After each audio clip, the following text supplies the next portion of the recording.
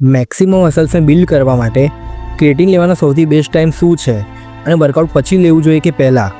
આ ક્વેશ્ચન મેં ગઈકાલે તમને પૂછ્યો હતો અને આના મને ઘણા બધા અલગ અલગ જવાબ મળ્યા છે. તો હું હવે મારી વાત કરું ને, હું શું વિચારું છું તો સાંભળો. સ્વાગત છે તમારું ઇન દિવસ 32 મેં મિહિર. તો હવે સૌથી પહેલી વાત કે હું પોતે જ ક્રિએટિન નથી લેતો, પણ જે મારાથી મોટિવેટ થઈ રહ્યા છે એમને સેલ્યુટ છે બોસ.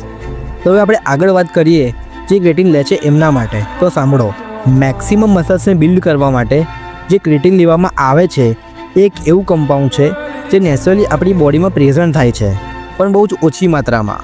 અને એક્સ્ટ્રા ક્રિએટિન લેવાથી આપણા બોડીમાં એટીપીની જનરેશનમાં વધારો કરે છે, જેનાથી જિમમાં વધારે વેટ ઉપાડી શકાય છે અને અલ્ટિમેટલી મસલ્સ ગ્રો થાય છે.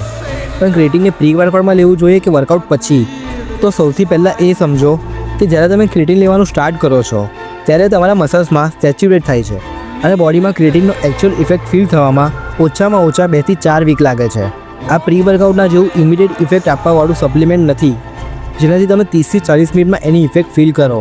એનો મતલબ કે ક્રિએટિન તમે કોઈ પણ ટાઈમે લઈ શકો છો. પણ કેમ લોકો એને વધારે પોસ્ટ વર્કઆઉટમાં લેવાનું કહે છે? તો સાંભળો, વર્કઆઉટ કર્યાના તરત જ કોઈપણ ન્યુટ્રિયન્ટનું ઓબ્ઝર્વેશન નોર્મલ સ્પીડથી ઘણું બધું વધારે હોય છે. પછી ક્રિએટિન હોય કે પ્રોટીન, બસ આ જ કારણથી ક્રિએટિનને પોસ્ટ વર્કઆઉટમાં લેવાનું વધારે સારું છે અને વધારે બેનિફિશિયલ છે for fast and better observation.